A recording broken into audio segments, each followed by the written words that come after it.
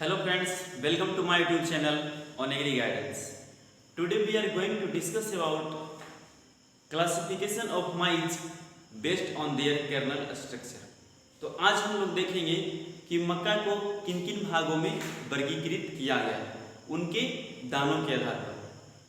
तो इसमें मुख्य रूप से आपको उनके वानस्पतिक नाम याद रखने हैं कि कौन कौन से कॉर्न का, कौन कौन से मेज का, क्या क्या उनका वानस्पतिक नाम है। यही सारी चीज आपसे आपके एग्जाम में पूछे जा सकते हैं। तो सबसे पहले मैं आपको एक बार बता देता हूँ ताकि ये सारी चीज़ें आपके दिमाग में एक बार चली जाओ। उसके बाद हम लोग डिस्कस करेंगे, देखेंगे कि कौन कौन सा कॉर्न का क्या क्या विशेषता है। कॉर्न मतलब मेज होता है यानी कि मक्का।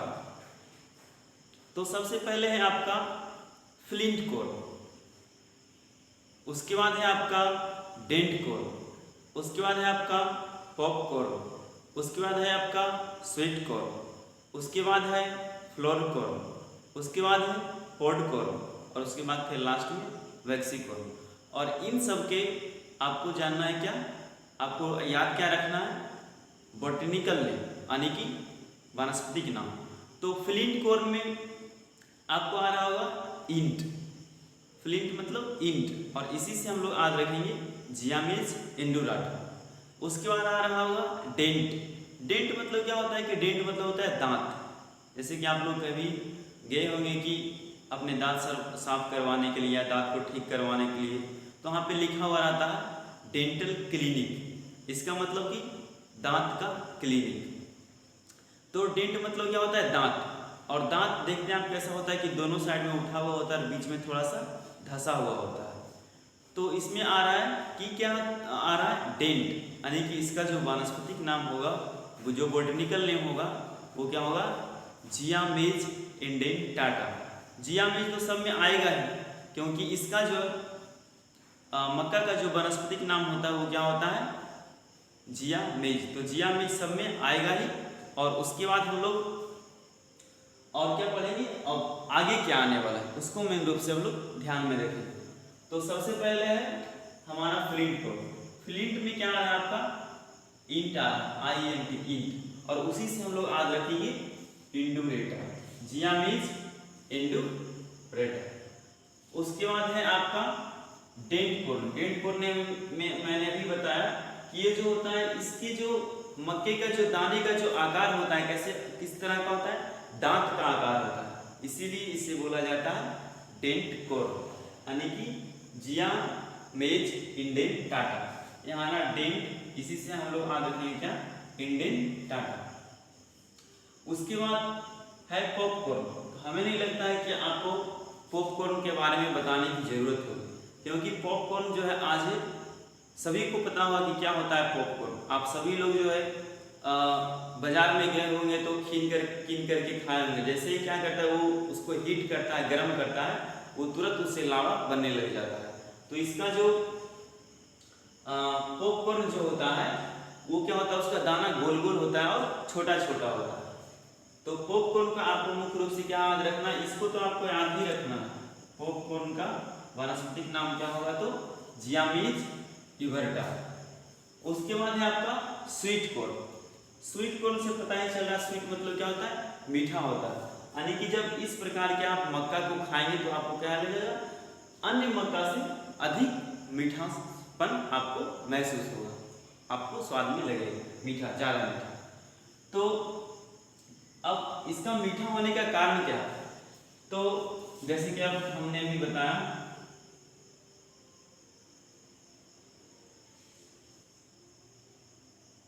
कि माइज का स्ट्रक्चर कैसा होता है, मोस्ट प्रोबेबली इस प्रकार का होता है जो डेंट कॉर्न होता है। तो स्वीट कॉर्न में क्या होता है कि एक प्रकार का एक जीन होता है जिसको बोलते हैं SU जीन। SU मतलब होता है सनकेन, SUNKEN। सनकेन 1, सनकेन 2, दो जीन होता है, SU जीन, इसको बोलते हैं क्या, SU जीन। ये इस रिसेसिव जीन के कारण क्या होता है कि जो शुगर को हमारा बदलना चाहिए स्टार्च में, वो शुगर जो है हमारा स्टार्च में नहीं बदल पाता, जिसके कारण क्या होता है, शुगर हमारा शुगर ही रह जाता है, यानी कि चीनी जो हमारा जो होता है वो चीनी ही रह जाता है, वो स्टार्च में नहीं बदल पाता है। तो जिसके कारण क्या होता है कि हमारा जो स्वीट कॉर्न है वो स्वीट यानी कि मीठा ही रह जाता है। और इससे आप स्वीट से याद रखेंगे जियामेज सैकेराटा, जियामेज सैकेराटा यानी कि स्वीट कॉर्न जियामेज सैकेराटा। उसके बाद है हमारा फ्लोर कॉर्न। फ्लोर कॉर्न का जो उपयोग होता है वो किसमें होता है, मुख्य रूप से गेहूं का आटा बनाने में उपयोग होता है, जिससे हम लोग क्या करते हैं कि उसे रोटी बना करके भी हम अपने कंजप्शन में यूज करते हैं यानी कि खाते हैं। तो फ्लोर कॉर्न का वानस्पतिक नाम क्या है, जियामेज एमाइलेसिया। उसके बाद हम लोग आते हैं पोड कॉर्न। तो पोड कॉर्न से, पोड मतलब होता है फली, पोड मतलब क्या होता है, फली। और हिंदी वाले खास करके याद रखें कि ये जितना सारा हमने लिखा है उसको आपको इंग्लिश में ही याद करना है, क्योंकि यदि हिंदी में भी हम लिखेंगे पोड कॉर्न तो हम लोग क्या लिखेंगे, पोड कॉर्न, इस प्रकार से जो है हम लिखेंगे। तो पोड कॉर्न को क्या लिखेंगे, पोड कॉर्न ही लिखेंगे। इसी प्रकार तो इसीलिए हमने क्या किया है कि इसको जो हमने किसमें लिखा, इंग्लिश में लिखा, और आपको इंग्लिश में ही याद करना है, क्योंकि जब वहाँ पे पूछा जाएगा तो बताया ये आपसे पूछा जा सकता है कि बताइए पोड कॉर्न का जो है वानस्पतिक नाम क्या है। तो आप वहाँ पे पोड कॉर्न को पोड कॉर्न ही याद रखेंगे। पोड कॉर्न को हिंदी में लिखा जा सकता है लेकिन पोड कॉर्न ही लिखा जाएगा। तो पोड मतलब क्या होता है, फली होता है। और ये जो मक्का होता है एक फली में बंद होता है, जैसे कि आप चना देखेंगे तो चना के ऊपर क्या होता है, उसके जब आप पौधा में देखेंगे चना तो एक कवरिंग में बंद होता है, मूंगफली देखेंगे तो एक कवरिंग में बंद होता है। तो जो कवर होता है उसको हम लोग क्या बोलते हैं, पोड बोलते हैं। उसी प्रकार ये जो मक्का होता है, आप जाइए गूगल पे सर्च कीजिए पोड कॉर्न, आपको इसका फोटो दिख जाएगा। तो जिस प्रकार से गेहूं देखते हैं कि क्या होता है कि एक छिलके के अंदर बंद होता है, एक फली के अंदर बंद होता है, उसी प्रकार से जो पोड कॉर्न का जो मक्का होता है वो क्या होता है, एक छिलके के अंदर, एक फली के अंदर बंद होता है। इसीलिए इसका नाम दिया गया क्या, पोड कॉर्न। और इसका जो वानस्पतिक नाम है वो है जियामेज ट्यूनिकाटा। इसका वानस्पतिक नाम क्या है, जियामेज ट्यूनिकाटा। और आप लोग अब समझ चुके हैं कि इसे पोड कॉर्न क्यों कहा जाता है। उसके बाद में हम लोग आते हैं वैक्सीकॉर्न।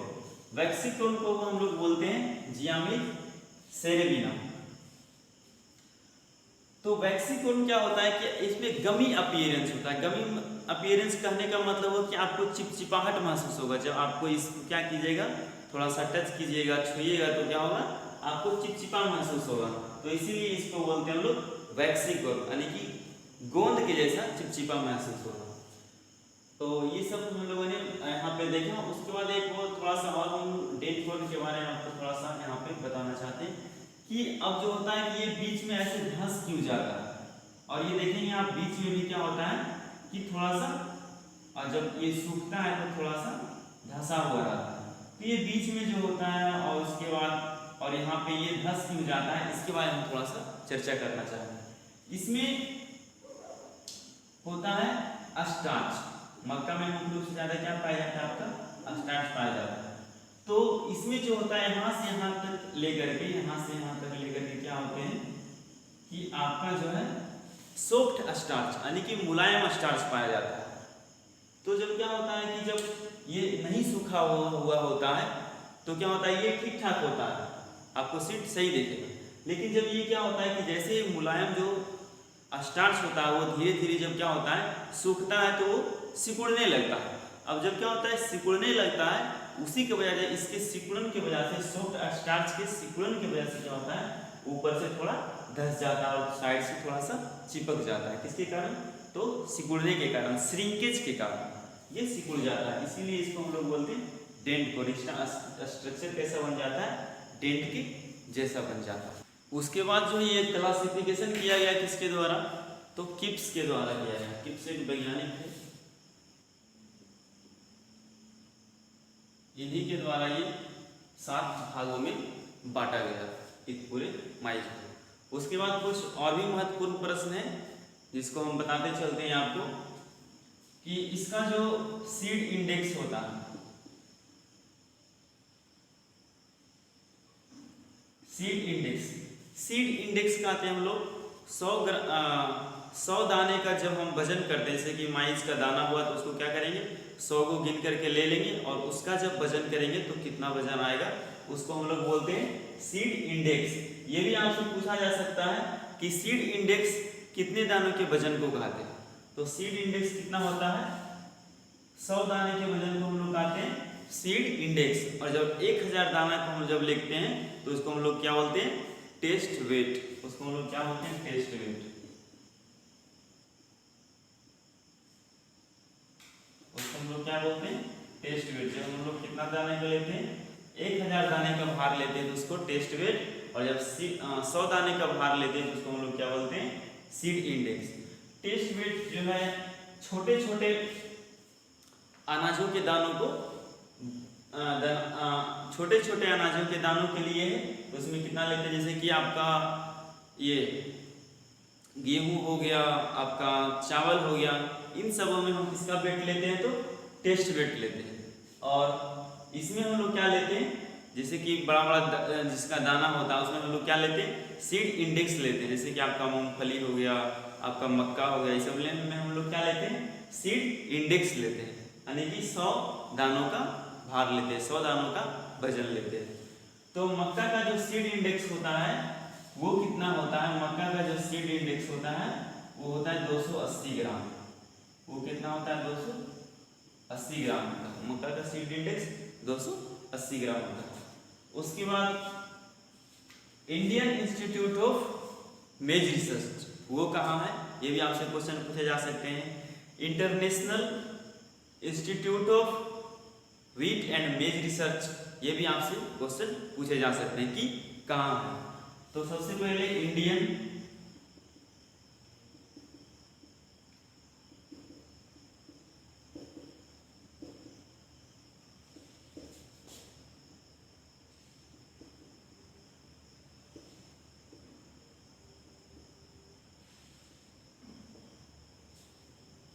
इंस्टीट्यूट ऑफ मेज रिसर्च, ये क्या है आपका न्यू दिल्ली में, ये आपका क्या है नई दिल्ली में। उसके बाद है आपका international institute of wheat and मेज रिसर्च, यानी कि वहां पर व्हीट का भी होता है, यानी कि गेहूं का भी होता है, और आपका मक्का का भी होता है। आपसे पूछा जा सकता है कि बताइए कि इंडियन इंस्टीट्यूट ऑफ मेज रिसर्च कहाँ पे है, तो न्यू दिल्ली में। और international institute of wheat and मेज रिसर्च कहाँ है, तो मैक्सिको में। इसको हम शॉर्ट में कैसे लिख सकते हैं, IIMR। IIMR कहाँ है, तो नई दिल्ली में। उसके बाद आते हैं हम लोग international institute of wheat and मेज रिसर्च, ये आपका कहाँ है, IIWM। IIWM ये कहाँ है, तो आपका मैक्सिको में।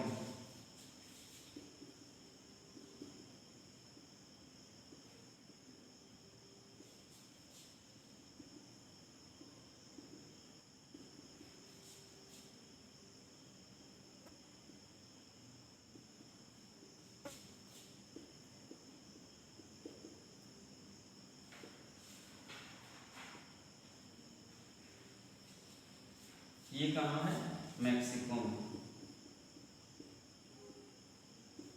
तो ये दोनों आप याद रखें कि अंतर्राष्ट्रीय गेहूं मक्का अनुसंधान केंद्र अनुसंधान संस्थान कहाँ है, तो मैक्सिको में है।